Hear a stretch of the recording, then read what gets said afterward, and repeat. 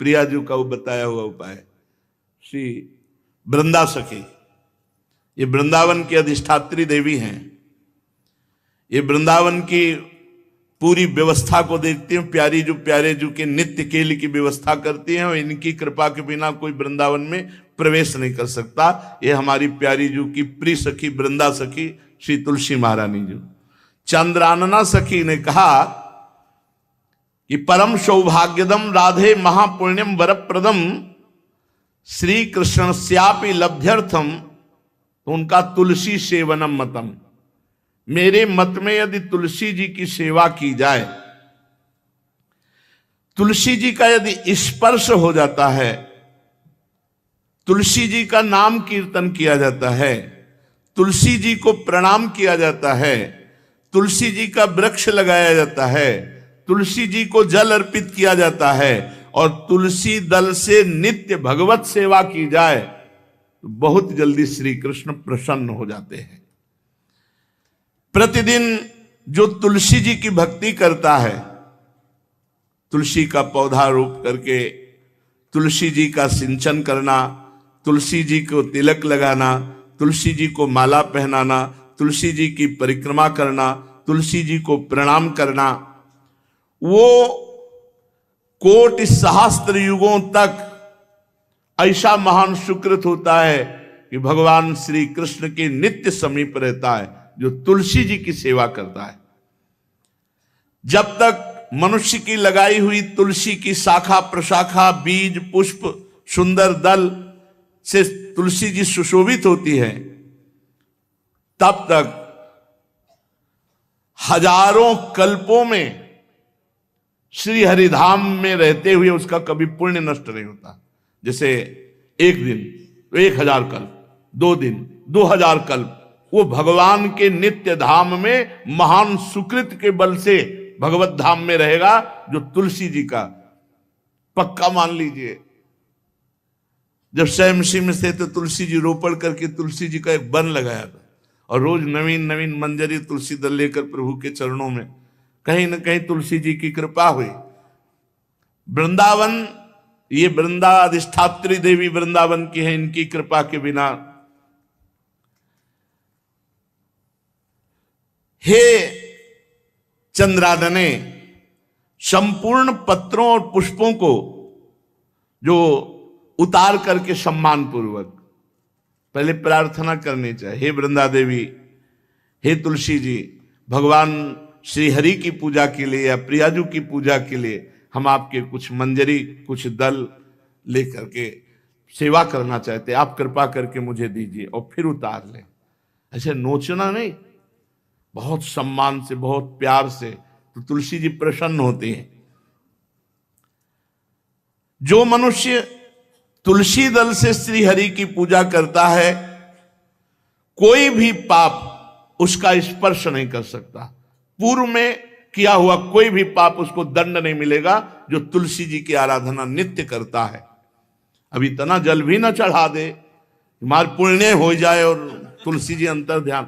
अनुकूल जल, जैसे मान लो गमले पे हैं तो इतना बड़ा तांबे का रोज उससे चढ़ा, अब भर के लोटा चढ़ा दोगे 2-4 दिन में अंतर ध्यान हो जाएंगे तुलसी जी। बहुत विवेक से जरूरत है, मतलब भारी पुण्य होगा।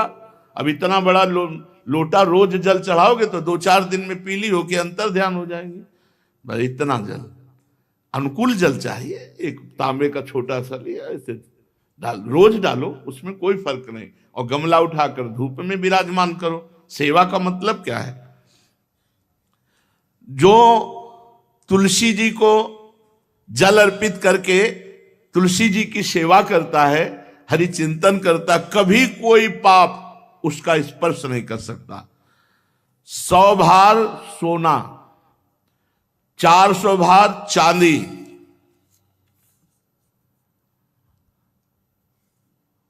का जो दान करने का फल होता है, वो एक तुलसी दल उतार, जो अपने द्वारा लगाई हुई तुलसी दल, वो हरि के चरणों में अर्पित करो। ये 100 भार सोना और चांदी बराबरी नहीं हो सकती।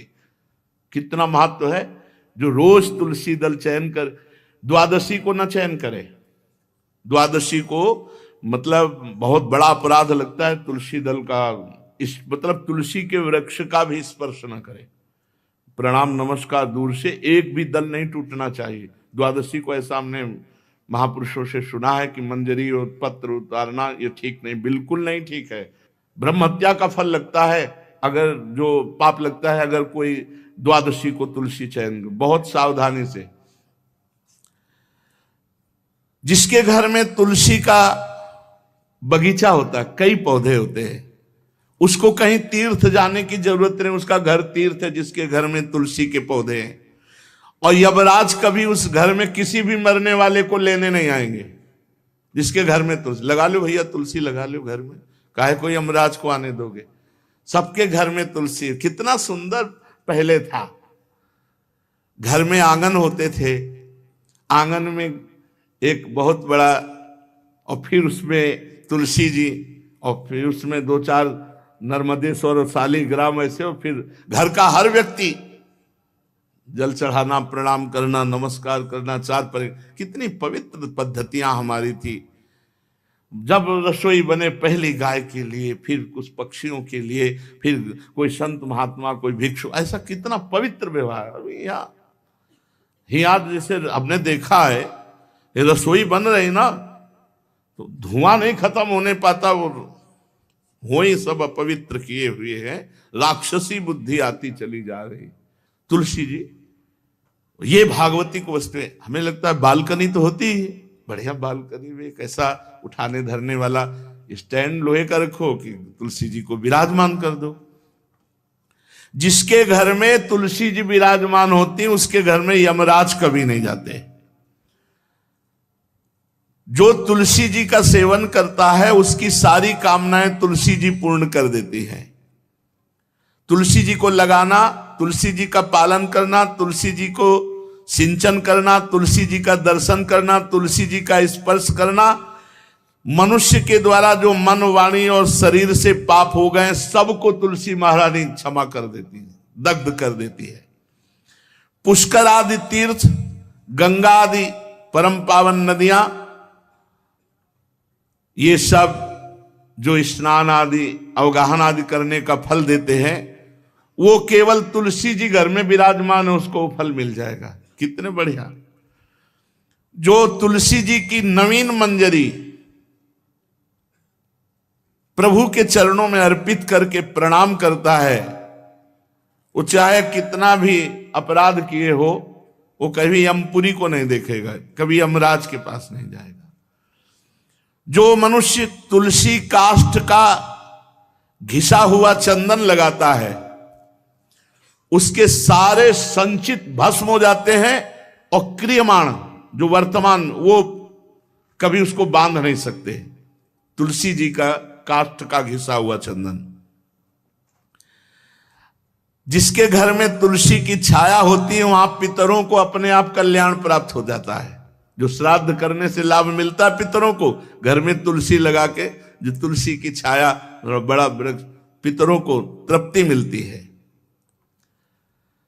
चतुर्भुज ब्रह्मा जी सारंग धनवा श्री हरि के महामहिम स्वरूप की अनुभूति करने के लिए भी कहा है कि तुलसी जी का महान महात्म्य, अगर तुलसी जी का सेवन करे तो भगवान श्री हरि की महिमा को जान जाएगा। स्त्री हो या पुरुष, पुरुष नपुंसक नारीवा जीव चराचर कोय, सर्व भाव भज कपट तज मोह परम प्रिय सोय। शरीर वर्दी है, हमारी पोशाक है, हम सब एक हैं, आत्मस्वरूप है, कुछ अलग नहीं है। शरीर केवल पांच भौतिक है तो सबका पांच भौतिक है, उसमें चिन्ह है स्त्री पुरुष के, बस। इसके लिए भगवान की आराधना निषेध थोड़ी है। जो स्त्री या पुरुष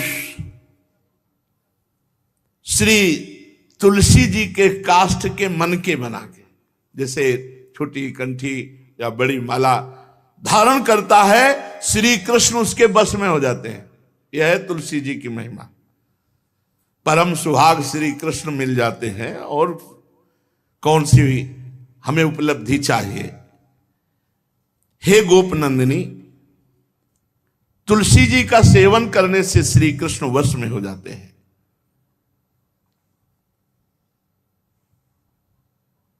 जो तुलसी की माला से नाम जप करता है, काउंटर वाली बात तो स्मृति के लिए भाई है, हम निषेध नहीं करते, नहीं बहुतों के भजन बंद हो जाएंगे, पर हम इतनी महिमा जरूर बता देते हैं कि तुलसी माला से जो नाम जप किया जाता है उससे आध्यात्मिक सिद्धि बहुत जल्दी होती है।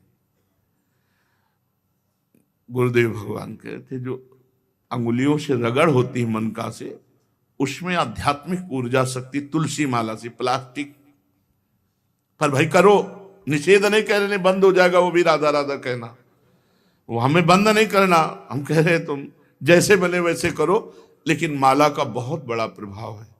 तुलसी परम पवित्र भगवान श्री हरि की प्रिया, और उनके काष्ठ को जब हम ऐसे ऐसे नाम के साथ, तो विशेष ऊर्जा शक्ति, आध्यात्मिक शक्ति हम में जागृत होती है। हो सके जिनको ऐसा बन सके तो छोटी एक वो आती है सुमिरनी, उसको रख लो, अपनी जेब में रख लो, उससे करो। और नहीं है तो भैया तुम इसी से करो, नाम जप करो, भाव को भाव अना खालसो, नाम जपत मंगल दिस दसो।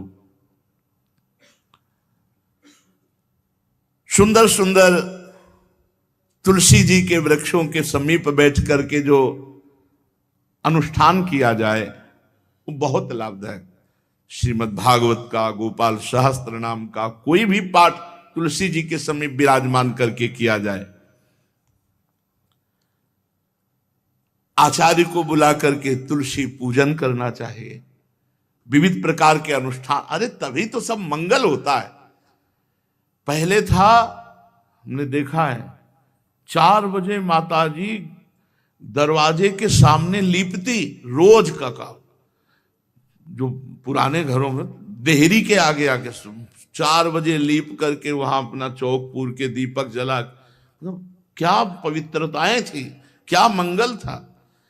जब किसी को निमंत्रण दिया जाता था सबके पैर धोए जाते थे, सुंदर बिछौना बिछा करके, और उसमें बैठ कर पत्तल और रज के सकोरा कुल्हड़ ऐसे भोजन पाया। कितना पवित्रता, जो हमारी पूर्व पवित्रता थी, धोती कुर्ता चोटी, पवित्रता। मान लो अगर बाहर जा रहे तो पैजामा कुर्ता, ऐसे बहुत पवित्र पोशाकें थी, पवित्र आचरण थे, पवित्र खान पान था। घर में जाओ तो एक पवित्रता है।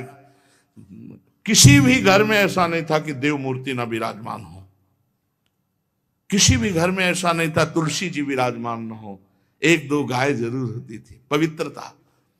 अब तो बड़ा विचित्र, ये भारतीय गौएं जो श्वेत रंग की, जो अरुण रंग की, जो सींग वाली हैं, वो उनका आप दुग्ध देखिए, दूह कर रख दीजिए, स्वर्णिम कांति छाई मिलेगी। ये हमारी भारतीय पद्धति, ये हविष्यान्न, इससे देवताओं का, भगवान का, सबका अभिषेक पूजन होता है। शुद्ध गाय जो हमारी भारतीय है, तीला है उसके जैसे निकला हुआ, वो भगवान ने सेवा की है। हमारे गोविंद भगवान का नाम ही गोविंद, गौओं के इंद्र। भगवान सुबह से निकल जाते थे, शाम तक गौओं को चराते थे।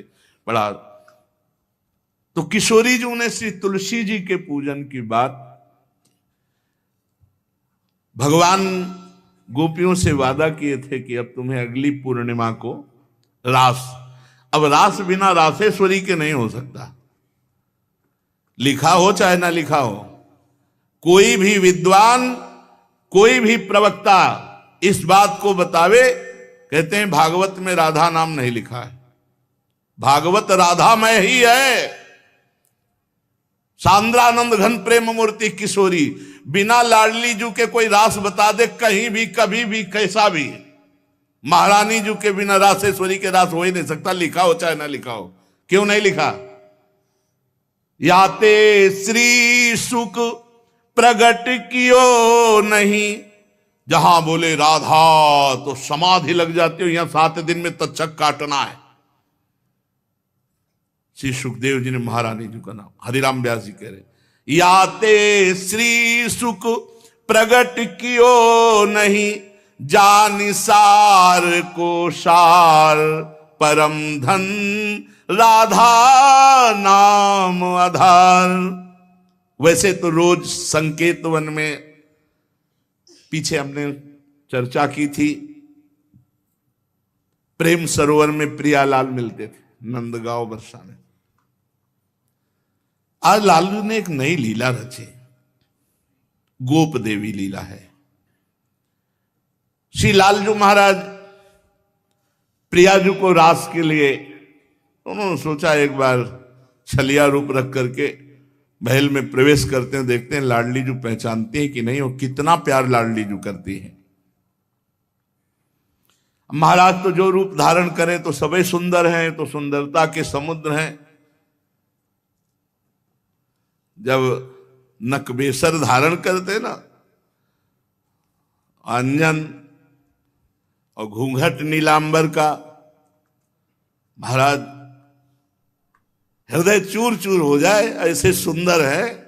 गोरी किशोरी भी चकोरी है जिनकी, नीलांबर धारण करके, और जिस समय लाली लगा के महाराज अपने राधा पी जी को कभी कभी जब आते हैं तो देखो ऐसा लगता है यार बलिहार है महाराज, जो रूप धारण करते सीधे हृदय पर प्रहार करते हो।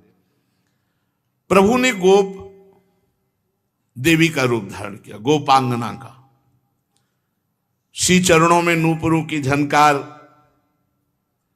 कटी में करधनी जिसमें क्षुद्र घंटिका लगी हुई हैं। अद्भुतम गोपिका रूपम चलत झंकार नूपुरम किंकिणी घंटिका शब्द मंगुलीयक भूषितम।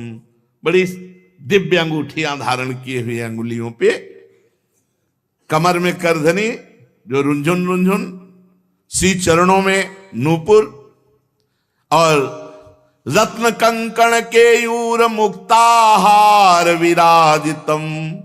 कलाइयों में रत्न जटित कंगन, बीच बीच में चूड़ियां, कंगन ऐसे, बाजूबंद, कंठा, मोतियों के हार और शीश फूल, केशपास, वेणी रचना, नासिका में मोती की बुलाक, बेशर और अलकावली, घुंघराली अलकावली, श्याम वर्ण के केश। ऐसा रूप धारण किया जो देखे मुग्ध हो जाए श्याम सुंदर को। वृषभानु भवन की तरफ चले। खाई और परकोटों से युक्त वृषभानु भवन 4 दरवाजों से सुशोभित, प्रत्येक द्वार पर काजल के समान वर्ण वाले गजराज झूम रहे।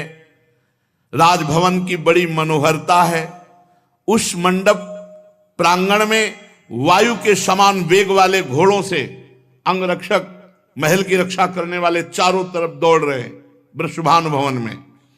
और बड़ी ही सुंदर सुंदर गौएं, धर्म धुरंधर बलवान साण रमा रहे हैं। बहुत से गोपाल बंशी वेद धारण किए हुए उनको संभाल रहे हैं। वृषभानु जी का भवन क्या है, ऐसा लगता है कि विश्वकर्मा ने पूरी कला कौशल लगा दी। और महारानी जी के लिए भवन के अंदर ही बगीचा, झरना, सरोवर, सब कोटि कोटि सूर्य के समान कांति वाली सुंदर सुंदर मणियां खंभों में जटित हैं, जिससे प्रकाश फैल रहा है। रत्न मंडित आंगन, बहुत से रत्न स्वरूप भूमि पे जटित हैं, और वहां वीणा, ताल, मृदंग आदि बाजे बजाती हुई बहुत सी मनोहर सखियां फूल छड़ी लिए हुए दरवाजे पर खड़ी हैं, संगीत बज रहा है। उस अंतापुर में दिव्य विशाल उपवन की छटा छटक रही। भीतर ही अनार, कंद, मंदार, नींबू तथा अन्य ऊंचे ऊंचे वृक्ष लहला रहे। केतकी, मालती, माधवी लताएं बड़ी सुंदर वृक्षों का आलिंगन किए हुए श्री राधा निकुंज महल के अंदर ही कल्प वृक्ष के फूलों की सुगंध से भौरे मत वाले हो रहे हैं। शीतल मंद सुगंध वायु चल रही है। कहीं सहस्त्र दल कमलों के पराग को बारंबार वायु बिखेर रही है। निकुंज शिखरों पर बैठे हुए मोर कभी नाचते हैं, कभी कूक रहे हैं, कहीं कोकिला, कहीं सारस, कहीं सुख। और फूलों के सहस्त्र सहस्त्र सैयाएं जगह जगह, कभी लाडली जो इधर से निकले किसी में भी विराजमान हो जाएं। मेघ मंदिर में सैकड़ों फुहारे छूट रहे। बाल सूर्य के समान कांतिमान कुंडल तथा विचित्र वर्ण वाले वस्त्र धारण किए हुए करोड़ों बलवान महल के आसपास श्री लाडली जी के, और श्री स्वामिनी जी की परिचर्या में सब सुसज्जित सखियां केसरिया रंग के सूक्ष्म वस्त्रों को सजाकर पर्दा बनाया गया है। जलज पुष्प, थलज पुष्प, जगह जगह पल्लव बिखेरे गए हैं और घुटनों तक पुष्पों का पराग महारानी जो चलेंगे राजभवन में। ऐसा मालती मकरंदों के फव्वारे, मालती मकरंदों के, मालती के सुंदर मकरंद के पराग के सुगंध से युक्त ऐसे फव्वारे चल रहे हैं। ऐसे आंगन